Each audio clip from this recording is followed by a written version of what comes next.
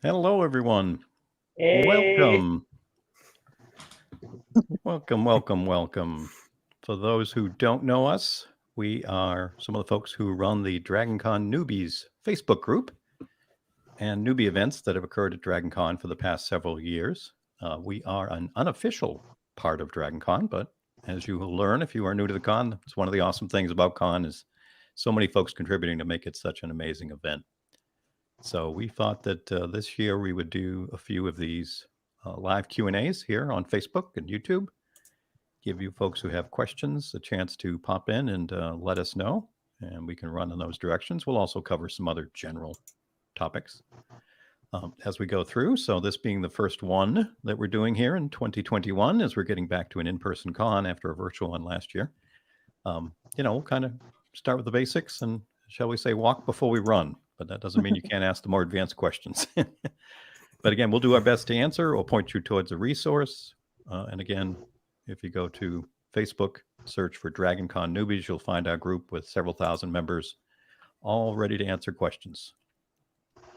So I'll kick us off here, a little quick intro for each of us so you can kind of put some info to the face and the name. I have been coming to DragonCon since 2005. I do many podcasts about genre TV shows and movies, so I've been blessed to be able to speak on many panels and different tracks over the years. So I very much like being a part of the con myself. I'll let my other teammates here take a couple quick minutes to say hello. How about you, Kim? Oh, hi. I'm Kim. I've been coming to DragonCon since 1990, and I'm a volunteer on the Sci-Fi Lit track. All right, Sue. Sure. Hi, I'm Sue. I'm outside of DragonCon, one of the hosts of Women at Warp on the Roddenberry Podcast Network. And I have been attending DragonCon for over a decade straight now. So, yeah, that's about it. All right. And Michael.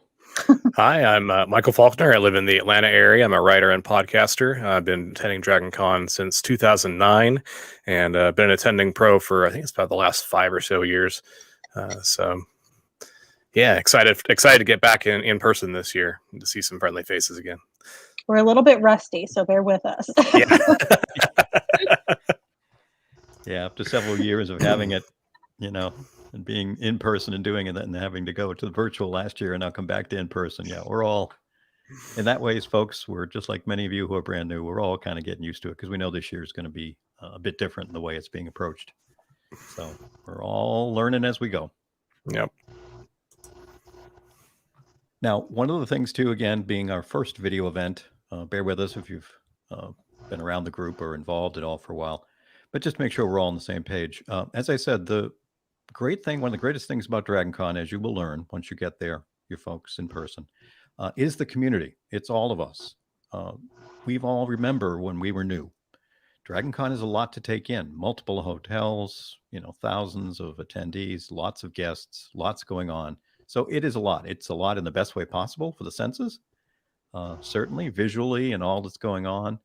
But realize many folks, from all the volunteers that are involved, either officially or just other folks who offer help, you're not alone. Don't ever feel like that. There are many official resources there at Con to help out, and many other folks who are glad to answer a question if you're looking a little lost. So when it comes to the group on Facebook or here on any of these live events, there are no stupid questions. Very honestly, yeah, it may be a question we've heard 1,000 times, but that's okay. It's the first time you're getting the answer to it. And it's the same way in the group. that's why our group kind of started up, because we wanted to make sure there was, so to speak, a safe place to ask those very basic questions.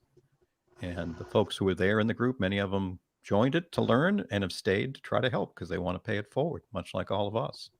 There are many other group folks that are now moderators in the group to help out. You know, the group started several years ago with just, you know, a handful, 4 or 5 people, and we're now up to thousands because of the community that wants to help each other out. So just know that going in. A lot of folks will end up, you know, telling me privately, and I think each of you have probably heard it too, and we might end up talking to someone at con. Well, I didn't want to look stupid, or I didn't want to ask it in front of everyone. No, go ahead, do that. That's what we're here for. We've got our first question. All right. Will tours be happening this year? Yes. We don't know what the schedule is going to look like, or how big our groups will be, or how many tours we'll be able to run. But yes, there will be tours happening this year on Thursday. A lot of the things that are like that with the grouping of people is really going to depend on what Dragon Con's policy is regarding the pandemic and how many people can be in one place at one time. That's all coming out on August 1st. So right now we're planning for it, but we don't know all the details yet. We're still, you know, everything's still in motion. But as soon as we have any information about that, you know, that we can share, you know, on a solid basis, it'll be in our Facebook group and wherever else we can share it with you. Because, yeah. We're kind of in the same spot you are. We're just like, maybe. Every bit of information that we have right now points to yes, if it were a Magic 8 Ball. Yeah, we've done them on a pretty set schedule the past several years. You know, Kim and Sue especially have done an amazing job with organizing, you know, the folks who are tour guides. Many folks help out there, try to do it. And something we enjoy doing, but exactly what the time might be and how much and all, like we said, it's still a moving target. We're a big yes right now. It's like a lot of other things with the con, you know, we're going to see, especially as some of the safety protocols start to get announced come August. You know, we'll see how they impact us, and the timing of availability in the rooms. But the tours are something that help out a lot of folks. We also do a couple of Q&A panels near the beginning of con. And some folks have asked about the tours. Hey, can you do them for us, you know, on Friday or Saturday, whenever I might be getting in? And unfortunately, just because of the volume of people, we're lucky we can still get away with them on Thursday with how busy things tend to get. So they only occur, the actual walking tours, on Thursday. But that doesn't mean there aren't, like I say, Q&A panels Thursday night or Friday morning. And we still got, you know, plenty of time leading up con. So feel free to ask too. Have they assigned us a room for this year? Not officially yet, right? Correct. The last several years, we've not gotten a room assignment for where the tours will start from. At this point, our best guess is it'll be where we've started from in the past, which has been a room in the Marriott. But again, we don't know yet. And we won't know probably until the 1st of August when more information is forthcoming. And for those who don't know what we're talking about when we say the tours, basically we have a room that we start in on Thursday, and we do hold kind of a Q&A session in there, but at the same time we queue people up to go out on these tours.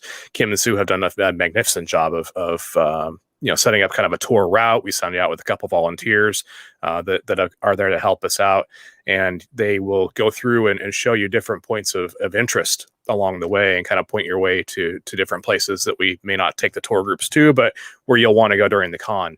You know, it's about, what we say, about half an hour roughly walking time, and we have rolling tours as well. Yeah. Yes. So yeah, it's a good time. It's a good chance for you to get out there and see, you know, just what the scope of this convention is like and kind of where things are. And it's by all means not inclusive, because you're going to find a lot of things on your own, but it's a good introduction. You will be able to get lost on a higher level, though. You'll have kind of a clue where you might be. You know, the tour doesn't guarantee you're not going to get lost, okay? Because people do. But we do point out things like, you know, where information booths are, where to get help, where all the sky bridges are, the habit trails. the food courts, the basic kind of lay of the land, things that you're going to want to know where they are at some point. And I think one of the most valuable things about the tours is that you don't really understand the footprint of Dragon Con until you've walked it. Mhm. Even if you've been to other Sure. large events, they're not usually spread out as much as Dragon Con is. So to walk that whole route, you That's really get true. a sense of It's- how long it's going to take Yeah. you to get from place to place, and Yeah, why there's there a are certain half-hour breaks between panels. organicness to the way the con's laid out. It's Mhm. not a grid. Yeah, if you're talking about So to five speak. hotels and a marketplace that is separate from all of that, all within the metropolitan Atlanta area, it's quite large.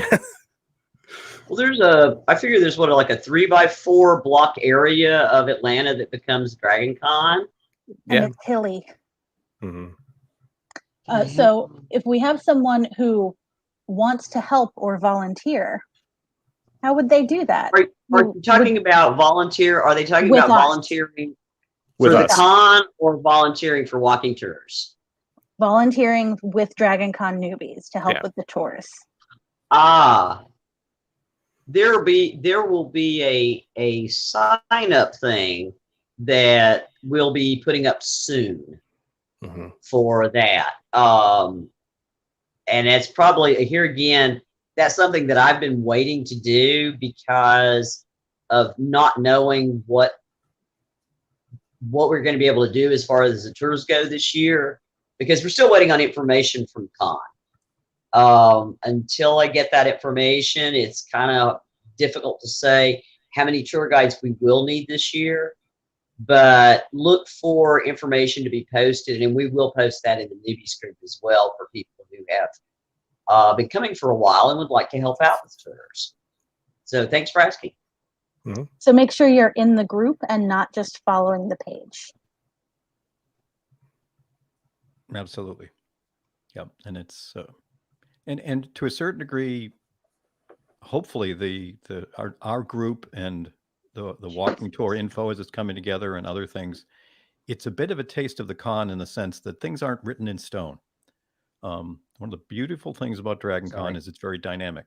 Things change, schedules change. Even the room assignment up until the day of can change. So you're kind of getting used to doing things that we'll give you some basic information, some things we think are going to be in place, and realize it's kind of written in pencil to a certain degree that up until the day of, things can change, and just stay flexible. So we'll try to guide you, but realize all of us sometimes are doing the same thing. Yeah, we thought XYZ and it turned into ABC. Mhm. So don't hesitate to move and realize that. Will Another question. badges, memberships be required to go on tours? Officially, yes. It is an official part of the con, which begins on Thursday, and registration opens at 10 a.m. So officially, yes, you will need to have your badge in hand in order to go on the walking tour. Yeah, things for those who don't know, con up until very recently, Thursday was not an official day of con. So you could kind of get away with not as much specific nature on things. But now that Thursday is a part of con, that is something we try to look to be sure we're doing as well. Yep. So that'll be something to look, if the tours are going as they have in the past towards the afternoon on Thursday, then, and you want to come on them, try to plan to maybe be picking up your badge as soon as you can on Thursday. And I'm sure that'll then lead to the question of, okay, well, what hours can I do that? Stay tuned. That is something that'll be announced as well as things come together. And Typically process. badges, the registration has opened about by 9 a.m. on Thursday. Yeah, and a lot of this we're going on the assumptions, as Kim said, are based on past experience, but we also know this year might be a little different too. So take everything we're saying with that little asterisk of wait to see. So consider it, like I said, a little bit of a test as you get ready for other newbie things around con. Now, talking a little bit about the con, and you folks, naturally the tours, and I know Michael touched on it very briefly in terms of the number of hotels and the fact that they're in a hilly area of Atlanta. During the course of con, you are going to probably do an amazing amount of walking. Who's Mike, Sue? Don't you have the counts on the number of miles you've clocked the last few years? Yeah, we both average, what, about 30 miles over 5 30, days? 35, yeah. And I know that some of the tech ops guys came back at one point. We mentioned that, and they said, "Oh yeah, we got like 40 or 45." So yeah, you'll do a lot of walking. Yeah, so that's an important thing you'll hear us referring to a lot on several occasions is, comfortable shoes, being prepped for being on your feet. You don't have to with the con spread out over multiple hotels. The content's in many places. If you're the type that wants to stay more stationary, you can. You don't have to do as much. But if you're the typical attendee who's going to be wanting to go to certain events that you're interested in, you may find you're going to different hotels. Events happen all throughout the day and evening and the night. So it's unlike a convention center where everything's in one place or a single hotel con. So that can be one of the biggest eye-opening experiences for many folks, is realizing how much they might be moving around.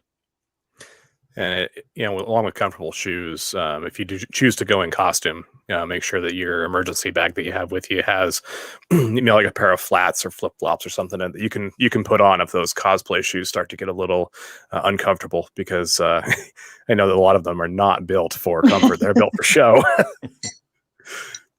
And as you're moving around, you'll eventually start to feel it in your feet. So, and it seems like a silly thing to say, but practice in your shoes. mm-hmm. Don't come to Dragon Con with a brand new pair of shoes, even if they're ludicrous cosplay shoes. Just wear them around your house. Whatever it is. I've tried them out for a few days just to make sure. Yep. I speak from experience. Now, I know we talked a little bit about badges and such. I think, Kim, you got some show and tell for us on that? I do. When you first get to con, the first thing you're going to do is, unload all your stuff, check into the hotel, all that. Then you're going to head over to the Sheraton, because that's where registration is going to be. And that's where you're going to get your badge. So this is my badge from 2019. And it's a volunteer's badge because it has this stripe on the side. But you'll get a badge. It'll look like this. And I have the volunteer lanyard on mine. A lanyard is really good. Get yourself a lanyard, because if you lose your badge, you have to buy another one. Not good. You don't really want to have to do that. But also, when you go to registration, you will get a program book, which is a really nice souvenir book from Dragon Con that lists all the biographies for people and has lovely pictures and artwork and things in it. And you will get the Dragon Con Quick Start Guide. This has the schedule in it. And it has lists like, in the back, there are lists of everyone, writers, guests, everything, all the panels they're going to be on, where they'll be at. There are color-coded schedules for the con itself in here. So just loads and loads of information. There are maps of like the art show. There are maps of the dealers' halls where different vendors are. Just a really, really good thing. So be sure when you go to registration, get your quick start guide and your program book. Be sure you get your badge. That's the most important thing. Now, one thing there on that was my show and tell. There you go. Well, a good thing though to follow up on there, you were showing the lanyard, and you talk about the volunteer. Maybe talk about the importance of folks who might get lost or have questions. The volunteers every year, we have a distinctive lanyard, and so that's how you can spot a volunteer. They'll all be wearing a very distinctively colored lanyard, and it changes from year to year what color we have. But if you're lost, you need help, see somebody wearing one of these, ask them. They'll be able to get you the help you need or find the answer that you want. There are information booths in each of the hotels and in America's Mart, and they are always manned. So if you need information or help, you go to one of those and they can help you as well. Yeah, the lanyard is actually really, really important too, because historically the con has given you just an alligator clip. You know, when you get your badge, they have a little alligator clip that comes with it that attaches to your shirt or your pants or whatever else. Well, those things, you know, they're not very secure. And if you do lose your badge, like Kim said, you're in it to buy another one. They don't have a list of people and just give you a replacement for different security reasons. So one of the things you want to do is make sure that the lanyard you get has, you know, a really good clip on it, because it is held on by just this piece of plastic at the very top. And they are pretty strong, but you don't want to risk it. So, you know, just a basic clip or one with a little toggle on it. I have gone a little bit above and beyond from my Navy experience and done a double capture system where it's a more sturdy clip and then a little piece of thread or whatever it is to kind of put it on there as well. One thing we found out through the Dragon Con store in 2020, when they were doing a whole bunch of virtual stuff, they actually started selling these badge holders that you can loop a lanyard around here and up around your neck. I don't know if they're going to be in widespread use or not, or if Dragon Con still has them, but we picked up a couple just, you know, for show and tell purposes and to see if they're going to be any use or not. And like Kim said, you know, the volunteers have a distinctive lanyard. She was showing the 2019 one. I've also got a 2018, which is the orange color. And then the 2020 ones they sent out were, you know, more tie-dye kind of, you know, look to them. We don't have any idea what the color is going to be this year, but you'll be able to tell from a distance which ones are the volunteers and which ones are just normal con goers.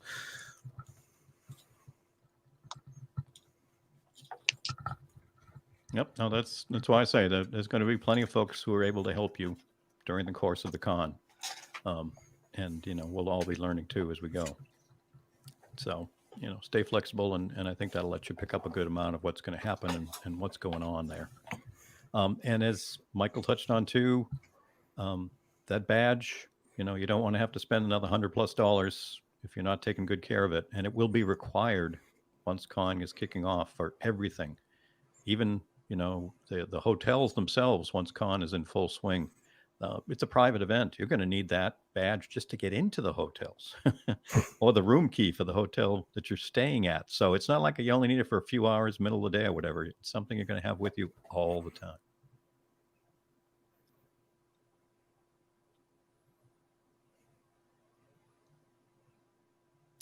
Parking. Parking. The Yes, best place to park.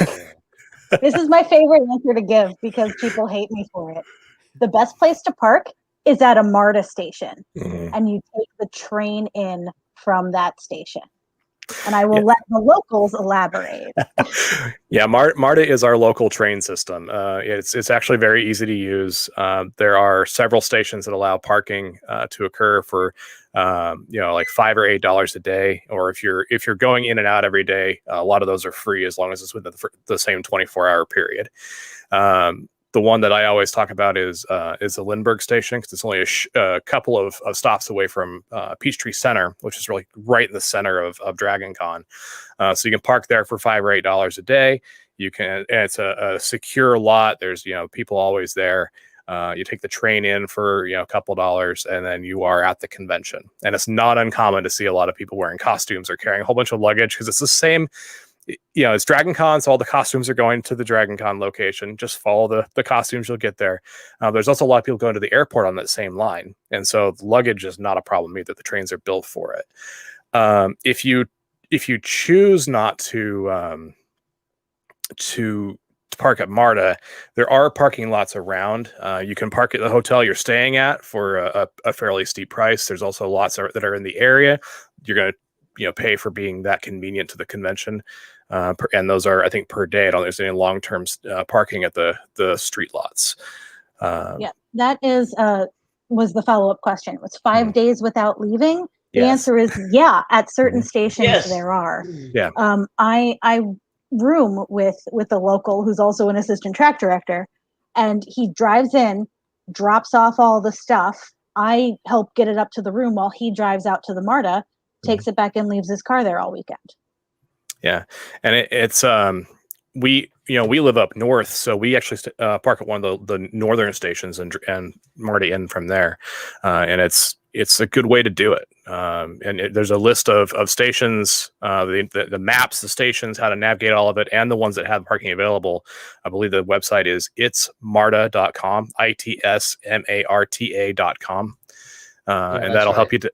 Yeah, it'll help you to plan your trip as well. So if you're driving in from whatever direction you want to stop and leave your car at one of those lots, it'll help you to A, get to the station, and then B, figure out what the timing is to get on the train to get to Peachtree Center and to make all your appropriate transfers. And for people coming in from the airport, if you're flying in, MARTA's very convenient there too, because the red and gold lines both leave from the airport terminal. As soon as you pick up your bag, you'll see signs that say, go to this place for the trains. You'll go there and it'll take you straight up to Peachtree Center, no problem. Yeah, 2 lines come into the airport, Mm-hmm. and they both end there. So you can't go in the wrong direction. It's literally impossible. Okay. And those 2 lines don't diverge until after Peachtree Center, which is the stop for Dragon Con. So you literally can't get on the wrong train. MARTA is also very convenient for any overflow hotels that you're staying at. You have a way to plan the trip to get to MARTA from those overflow hotels. The thing to think about with MARTA, though, is that it's not 24/7. It's going to have some extended hours for the holiday weekend, but you're going to still want to make sure that if you're going to stay later, you have a way to get around other than MARTA. And we have taxis in Atlanta. We have Uber and Lyft in Atlanta. There's plenty of ways to do it, but just keep an eye on the timing, so that you're not planning on MARTA being your only route and not being able to make it back to your hotel. And just the reason that we so strongly suggest parking at a MARTA station, just so that we address it, is number one, the traffic downtown is outrageous. But number two, once you finally get there, the parking is also outrageous. The lots and even the hotels are going to be charging upwards of $40 a day. Right. You're looking at like $40 or $45 a day for your compared car to $5 or $8 at a MARTA station. Use your car. Yeah. It's just going to sit there. Yeah, and being during con, some of these folks and places realize that they can go even higher because there's going to be folks. Oh yeah, they do. They do Going to pay event parking, and Yeah. they will put signs out to that effect. But a lot that, on Tuesday you could have parked there for like maybe $10. Well, by Friday it's going to cost you $45 because it's event parking. Yeah, and it is Labor Day in Atlanta, in a big city, so there's going to be lots of. And there's usually some sports games, Yeah. some sports ball happening. Yep. Has there been any news about escalator closures at the Peachtree MARTA station? There is a Yes. down escalator that's closed. Yeah, and they've There's already said a, it will be closed through the weekend of Dragon Con. Yeah, but that's an escalator going down, as I understand it. The up escalator, I think, is still working. Yeah. And there is an elevator as well, isn't there? There's a couple elevators. There actually are a couple of elevators. Again, 'Cause the that's a line big for them station, can be so- long though, because Yep. There are actually a couple of elevators. Yeah. All right. We're staying in Midtown and riding MARTA. Are Uber and Lyft reliable after hours, or do we just need to accept that we have to quit early? No, I would say you should not have any problem at all getting Uber or Lyft. Right. None at all. And yeah, it should be quite reliable. And depending on where you're staying, even a regular taxi may not be all that expensive. You're staying in Midtown, but you're just not that far. Let's say the people who live in and work in Atlanta, especially downtown, know what's going on that weekend. And they know if they are available to provide services, they can make a lot of money that weekend. Yeah. So you'll see stores with extended hours. You'll see, people like running Uber and Lyft working a lot later or a lot more. I don't think there'll be an issue with that. Yeah, Dragon Con is a 24/5 con. It runs 24 hours a day for all 5 days. And the locals all know it.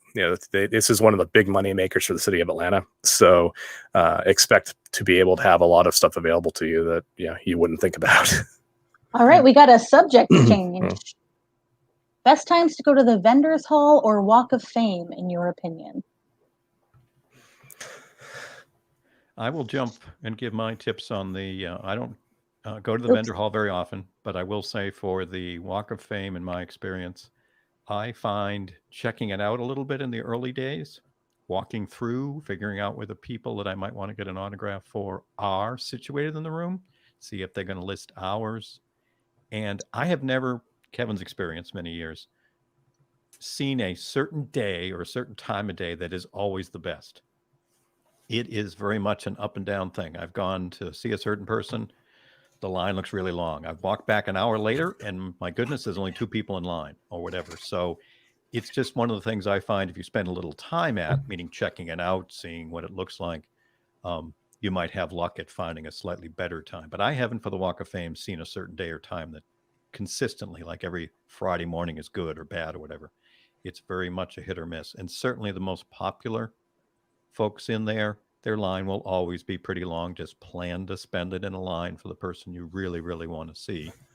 And know that like many people, especially if they're new to con, they're going to try to go there very early Friday. So that might not be the best time because it's the very beginning of the entire event. Although now Thursday is a start of events, but for Walk of Fame, I think it still tends to be Friday morning unless they're changing that. There's a comment that just came in that says Monday morning can be awesome. And I agree. That's the thing. I have meandered right into the Walk of Fame with no line on Monday mornings, but sometimes the guests aren't there. A lot of guests bug out by Monday morning. So that's the risk you run. Or they're like us and they like to enjoy the nightlife. It's actually not a bad time to go to the vendors hall either. Correct. Yeah. And the thing about Monday in the vendors hall is that people don't want to take their stuff home with them. So if you're good at haggling, no, it's true. If you're good at haggling, that's the time to get a deal is Monday in the vendors hall. But again, downside is that the thing you've had your eye on might have sold to somebody else. The other time that I suggest, but either or both, is during the parade. Because a lot of people are going to be out on the street watching the parade. The trick for the vendors hall is to make sure you're on the correct side of the street, because once the parade starts, you can't cross Peachtree Street. Right. They'll even shut it down a little earlier. So, and I've had that experience of waking up a little too late to get to one of my panels, and because it's from 10 to 11, that 10 to 11 block. And if you're not across the street where you need to be by like 9 or 9:30, you're done. You're stuck. And even the MARTA station, people are flooding in and out because that is the one thing about con that is open to the public is the parade. Like you'll see, our numbers have normally been 85,000 people at the convention, but then you can easily, nearly double that from people just coming in to see the parade and going out again. So yeah, it's one of those things. Be in the right spot. As soon as you can. The chat moves too fast sometimes. All right, we got our Walk of Fame pay per autograph. Yes, this is one of my favorite topics, so I'm going to talk a lot again. Walk of Fame, you'll see 2 things in the Dragon Con schedule. You'll see autograph sessions and you'll see Walk of Fame. Autograph sessions are, for the most part, for authors. They are free and they are at scheduled times in specific rooms. The Walk of Fame is for what we sort of call media guests. And they set their own times and their own prices and decide what they're willing to offer. So you might have some guests just offering an autograph. You might have some offering selfies. That's the only time, by the way, that you are permitted to take photographs in the Walk of Fame, is if you have paid for a selfie. And the really unique thing about Dragon Con is that the con does not pay guest appearance fees. They just don't. So what these media guests make for the weekend comes from what they sell on the Walk of Fame. So it is in their best interest to be available in the Walk of Fame whenever they can be, whenever they're not on a panel or taking a break. So you're going to see them there probably a lot more than you would otherwise. But yeah, there's no advance ticket. You buy it right from them at their table. There's no advance price list and there's no advance schedule. That's why Kevin was talking about sometimes the guests will post their own schedule and price list on their table that just leave it up all weekend. And that's what he was talking about going in early and scoping it out to sort of create a plan for how to navigate it later in the weekend. Now, the Walk of Fame is free to go into as long as you have your badge. That's your all access ticket, and so you can walk in, see the celebrities you want to see, go up and shake their hand, say hi to them. That's completely with your badge. But like Sue said, if you want the autograph or the picture to go one step beyond that, you're gonna have to pay for it. And those rates are set by the celebrities. We've seen them as low as 30, 35, 40. 30, 35, yeah. And then some of the bigger guests, like your William Shatner, your Peter Capaldi, your David Tennant, those are in the 100 to 150 range. And they'll usually be off in a separate room by themselves because they're so popular anyway. So it's really just going to be, figure it out when you get there. I'd say the majority of the guests for an autograph in the main Walk of Fame is between 30 and 80, with most being right in the middle, around 40 or 50. Yeah. Mm-hmm. I agree. And again, it's like a lot of other things at con in the sense that you just decide how important it is to you, how much time you're willing to spend there, be it waiting in a line or, as I said, maybe scoping it out a couple times during con. That's the wonderful thing about Dragon Con is it's, you program the con. You decide which of the fan discussion panels, which of the guest Q&As, which of the, autographs or professional photo ops we haven't touched on that you can get for higher fees and so forth. You just decide which parts you want to do and how it fits in. I mean, that's one of the biggest challenges for the longest time. Those of us been going to con for many years used to grab some of those schedules like Kim was sharing, the books and such, and use different color highlighters to try to figure out what you wanted to do when and which was more important than this. And nowadays we haven't even touched on. The old newspaper ones with the print, the mice print. Yeah. Mm-hmm. And nowadays there's a smartphone app, Yep. and everyone will talk about getting a schedule in the app and doing that. So a good part of con is, you rolling up your sleeves and getting the most out of it. Mm-hmm. They were talking about the professional photo ops at the last town hall meeting. Epic Photos is going to be back doing that, and Brian Humphreys is going to be back doing cosplay photography for people in their costumes. Mm-hmm. Yeah, and the thing, we occasionally get asked if the professional photo ops are worth it.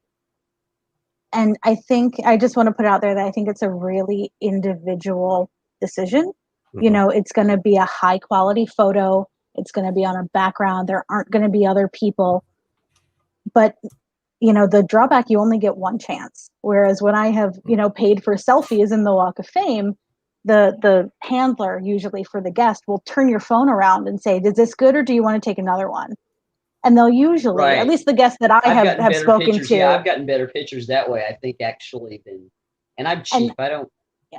I think for me, I think the selfies are more fun and more show more personality, but not everybody's going to do them either. So that's something to consider. And that's where the scoping out is one of the things I do. So if there's a guest I do want to get that selfie with, they might mention at that table, or I can find out they do. And then, then it's worth it for me to stand in line. Or maybe it's not. And it's not that, like Sue said, a lot of these folks are making a large amount of their money from being at their tables. Sometimes they only do the professional photo ops and they don't do the selfies, partly too, because it makes the line a lot longer because it takes more time to sign an autograph and take a selfie. And like Sue said, a lot of times they want to make sure it's a good one. So they're doing it a couple of times, and that just makes the lines that much longer. So sometimes it's also a contractual thing for some of them. Lots of factors is my point. That's why I say we can't give an absolute on it for each individual. You got to kind of wait and see. Yeah, it really depends on what memories you want to make at the con. I know there's a few friends of ours that they have a list of people and they spend the money on going to those professional, photos every year. And it's not fun to stand in the lines, but the moment, the 30 seconds you get with those celebrities, and then the picture you can hang on your wall or put in a digital scrapbook is what they're really after. I've done it only twice in the years I've gone to con, and it was only because I'm a big Doctor Who fan. It's like, well, David Tennant's here, and also Peter Capaldi's here, so those I'm doing, yes. But other ones, I'm like, if I bump into them, if I see them in the Walk of Fame, I'll shake their hand, say hi, but it's not that important to me to get those photographs. It depends on how you want to build your own con.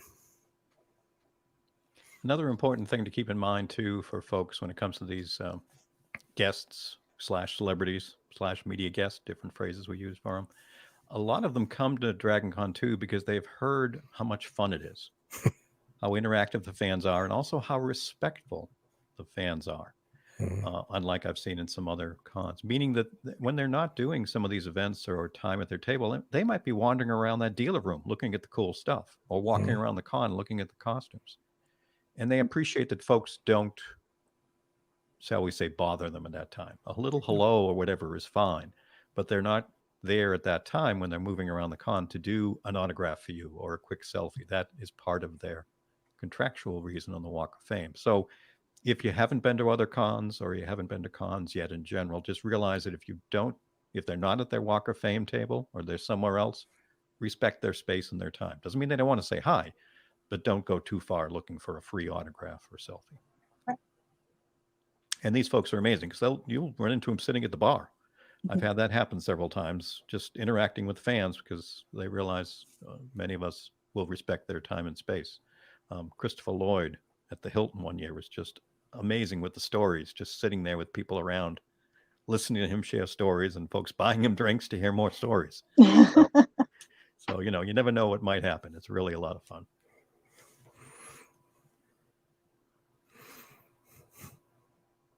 All right, Kim, you said everything you wanted to say about registration, right? Or no? Yep. Excellent. Yes, I think I've covered that. Head to the Sheridan. And Michael talked about the anti-alligator clips. Yeah, one of the things I wanted to also cover about the badges, just it's tangentially related, is there's another aspect to con that is really kind of fun, and that's community. Even if you don't feel like going to a bunch of fan panels or celebrity panels or whatever else, just coordinating with people who have a like interest with you, like with a certain fandom, or just having fun being there. One of the things that has really popped up in the last couple of years has been badge ribbons. Like, I know Kim has a mile long.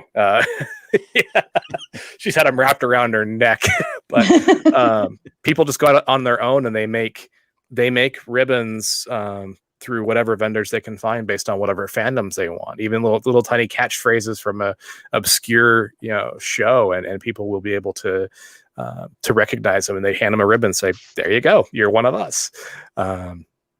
There was also another aspect with the costuming. Like, there's some very vague costumes out there that people don't readily recognize. And one year there was a squirrel girl walking around, and she had custom made her own acorns, to go with her costume. And she had a couple extras. And, my wife and I were the ones who were like, "Oh, that's Squirrel Girl." She's like, "You recognize me, you get an acorn."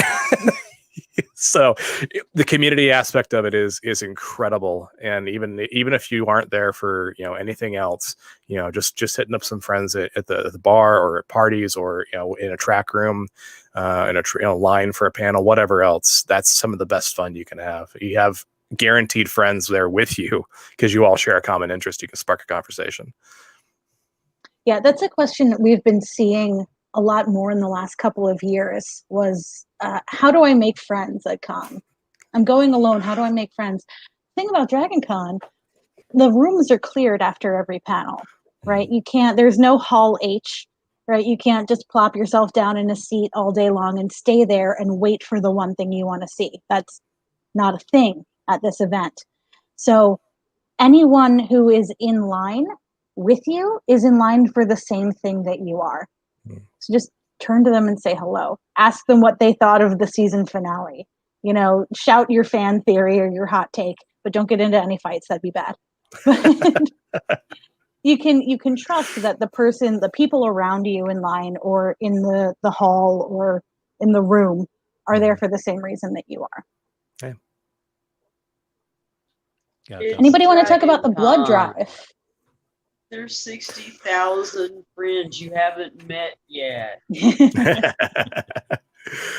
The blood drive runs all 5 days. The local blood takers, the bloods or the Life South people, they come in to gather blood for their blood banks.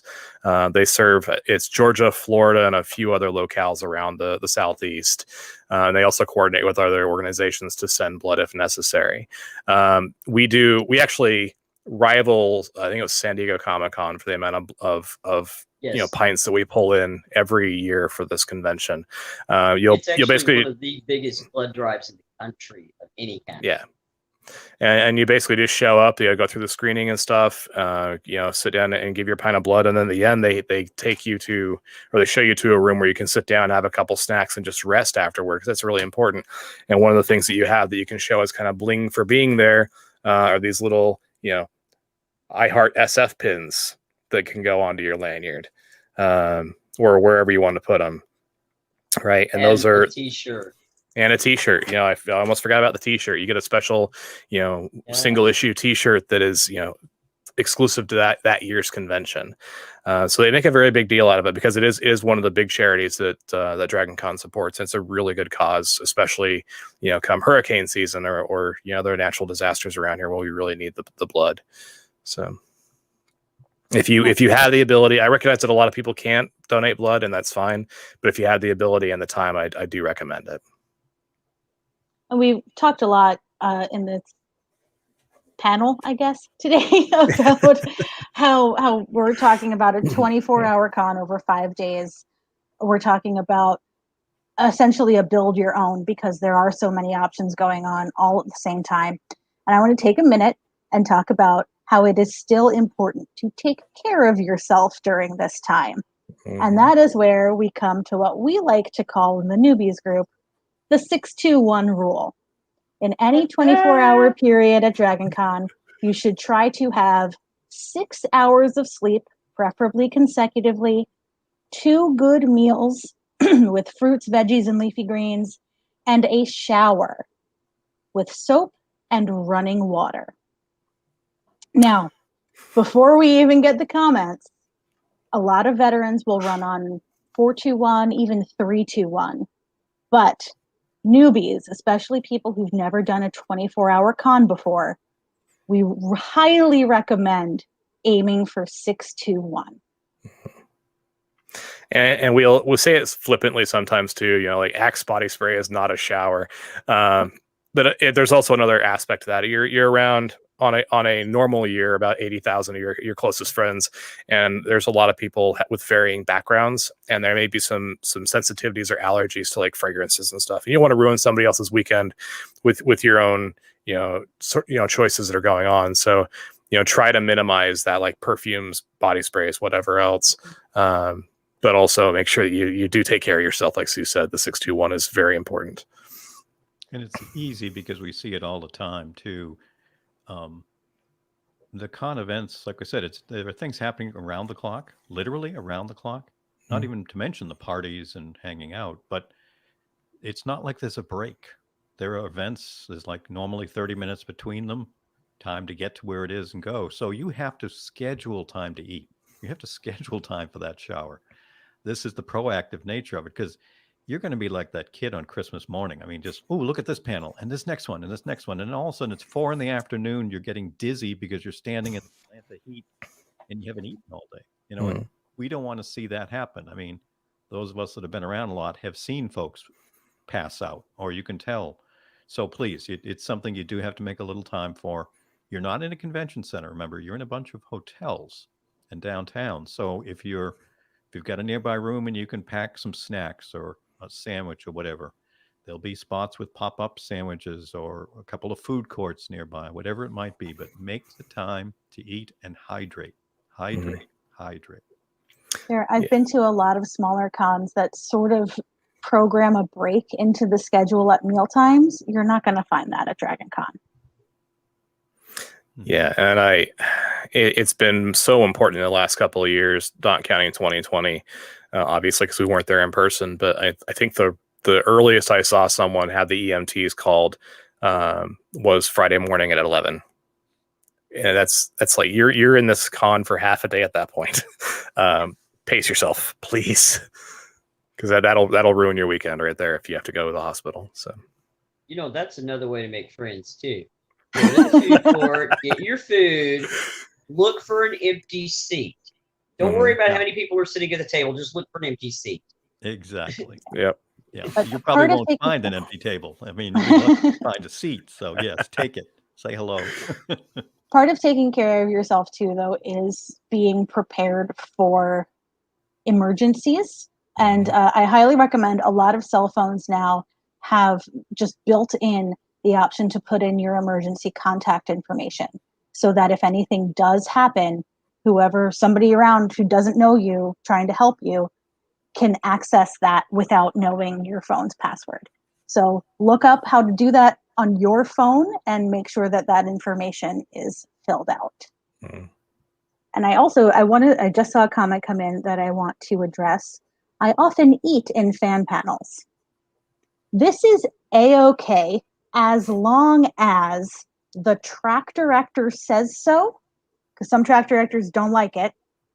You are not eating anything particularly smelly or that someone might be allergic to, like severe peanut allergies. People can go into anaphylactic shock just because there's like peanut in the air. That is a literal thing that can happen.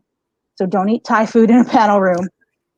And finally, if you clean up after yourself, the track volunteers are not there to pick up your garbage. So if you're going to be eating in a track room during a fan panel, it is up to you to clean it up and not make a mess and not disrupt anyone. Yeah. It's a perfect place to just dive in if you need a break anyway, as long as you're respectful of the panel in progress. You grab your box of food and sit down, that's fine. But just be cognizant of what's going on. Well, hopefully All right. things off for you today, folks. Yeah. There was the one comment about the blood drive from Mary that also mentioned they're looking for volunteers throughout the weekend.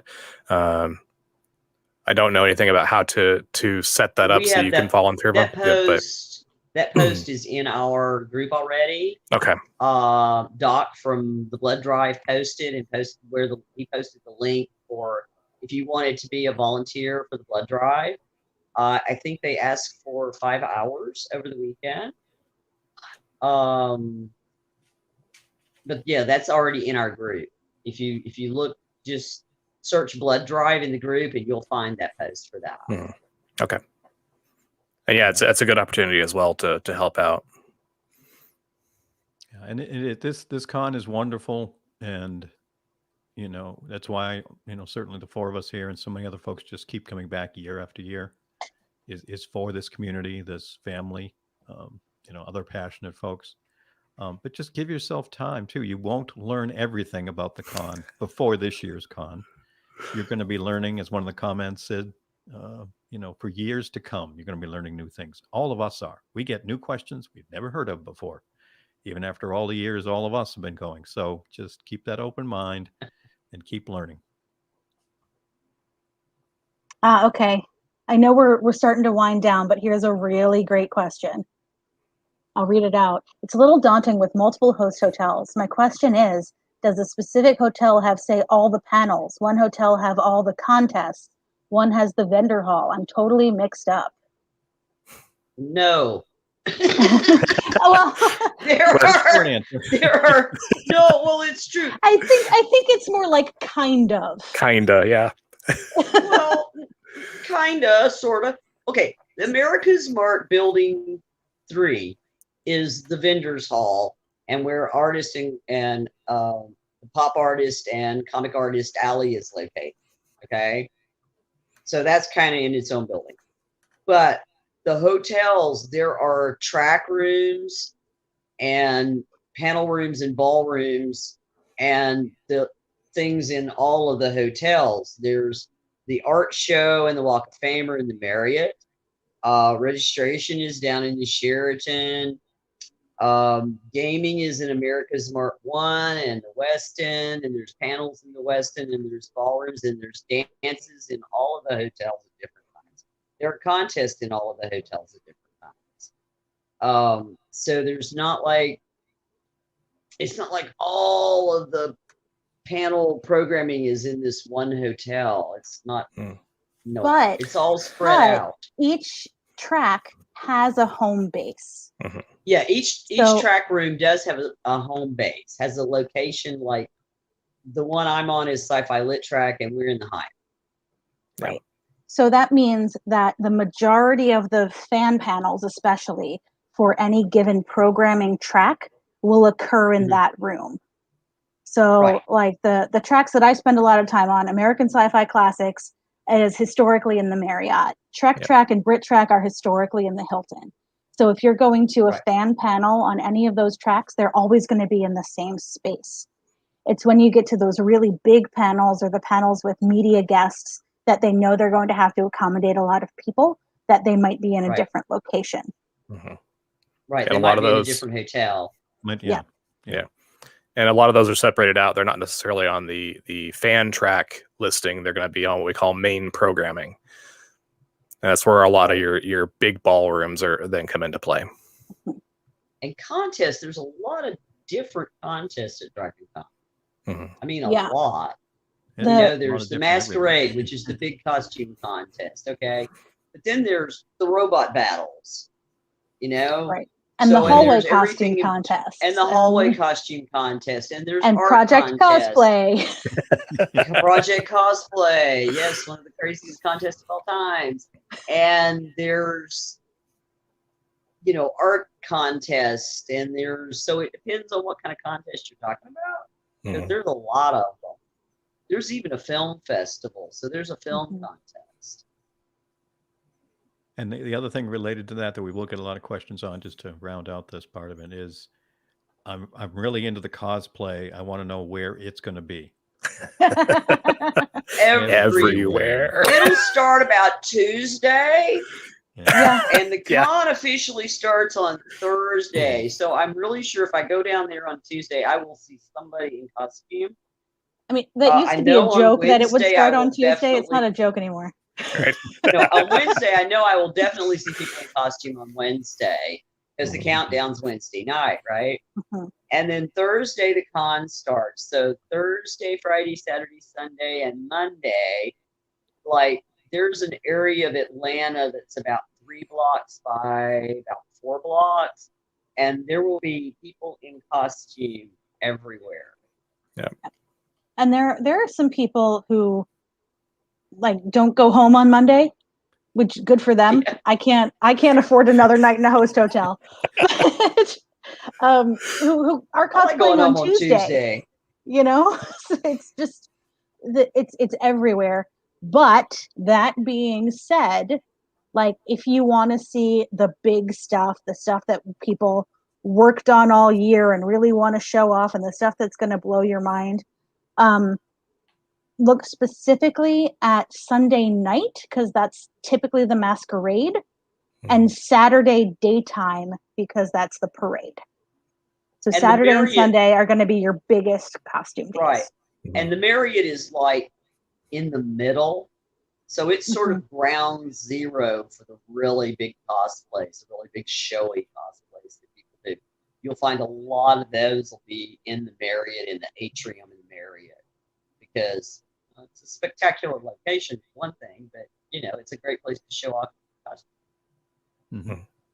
Now, this event today is our first one. We do plan to try to do a couple of more before con from the newbies side of things. So, you know, if you're catching a recording of this later or you jumped in near the end, this will be up on YouTube and in the Facebook group, but we'll also be doing more interactive ones as well. So don't hesitate to get your ideas or questions together, folks. We'll And do if our you- best. Comment, we'll try to reply to that. Yeah. Mhm. Yep. Yep. And even if you have questions that may have been asked here and you didn't catch them, or if you just had something pressing in your mind, like we said, there are no dumb questions. So if you want to just jump in the group and leave a question in there, we can do our best to get to it. Or there's so many people in there, we have an expert on something, I guarantee it. Yeah. plenty of folks besides us who know just as much or more. So it's Yep. it's the whole community. Thank you. All right. I think that does it for us today. So Appreciate all the questions and interactive nature, folks. For those of you that were here, this is a big help for us too. Yeah. Thank you so much for tuning in and watching us, and I hope to see you all at the con. Yeah. Have a blast. all right. Bye, everybody. Bye. Gang.